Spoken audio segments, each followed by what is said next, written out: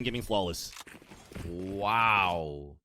I almost was focused on the fact that Right there. Rise was taking so long. Yeah. They weren't really able to get themselves into a position to work off each other too much, but it didn't matter. We were looking for the heat from Shanks, and he starts to light a bit of fire under the team there with a triple.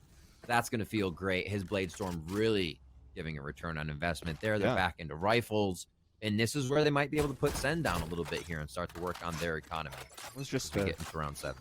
Beautiful pop that they had from that combination from Sewers into long A to take down Dapper. So a little bit of studying has been done into how Dapper may potentially set up the rendezvous points towards the A site, and now we have a tied game. And we're just going to change the pace right away. But the first to die is going to be the Null Command. It's going to get traded out, but Sick is hiding in the corner, so that's another one to fall, and that nullifies right away an attempt of an aggressive C-side split. And Zom just pushes forward. Easy 2 kills there. And we're just going to go back and forth. This is going to be a battle of this probably series and even of this season. Because like we mentioned before, this is a very important game for these two teams. It's absolutely wild what this, puts them at, even if they can't get out of this one with having a win. Sentinels, that is. Rise is more than happy to get that, as we've actually seen them be coming on, as I said, online a little bit more throughout the tournament. They did struggle a bit in the beginning, got knocked down, still find their way back through in the open qualifier. And now you see Supermen kind of taking responsibility for a previous series, or the rest of the team stepping up and saying, like, we know what to fix. And it does seem like they have patched a few of the holes that made them a little weak, where we saw them continuously super buying on these equal rounds where we have Rapid Rise. Oh my word, that shot through the wall. That is quite painful, brings poise down.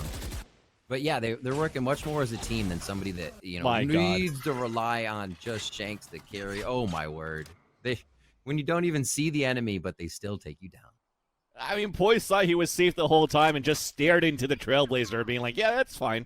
Just hit me. I'm still safe in the corner. Gets wall banged by an op, and then also gets shock darted by Shazam into the left corner. But this forces Rise to rush up towards the C site, and at least they traded off for an even situation mid-round. Dapper is hiding in the back of the site. He's just trying to bait for his team, playing anti-flash, and it works out because he does get the frag onto Shanks. Now it's up to Derek and Neptune. Double swing towards the log side.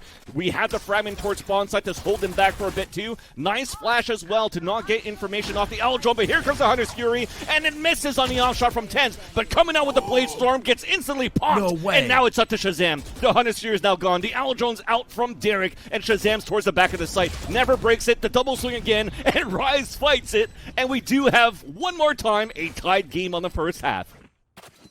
What a shot by Neptune. The desk built him up. There he is, showing up. And if you look at the stats, Neptune and Derek, when you look at the stage 1 here of group stage and a little bit of open qualifiers, Neptune and Derek are the ones that are up top. When you look at the majority of, ADR and cast that kill assist, survive, and trade, they're alive, they're trading, they're surviving.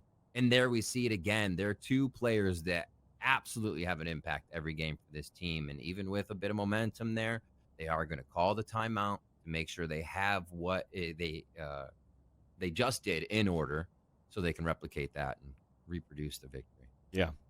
So far, digesting the first 8 rounds that we just witnessed is lots of battles towards this 8 choke point control, but after this, we're having a lot of like this cut noise game style, play style from Rise, where Sentinels are still trying to guess, rotate out here and there. Okay to play the retakes, but it seems as though when the action slows down for a bit towards the A side, they change their gears a bit on that C side pop, and it's been working for them for Rise.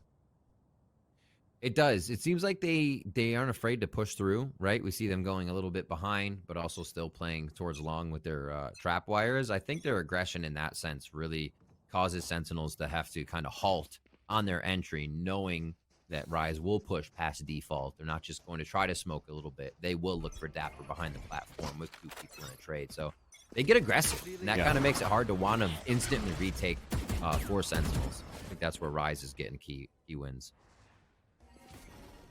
Couple of Cosmic Divides available from both sides. We battle up towards Sewers again, but giving it up quite easily here.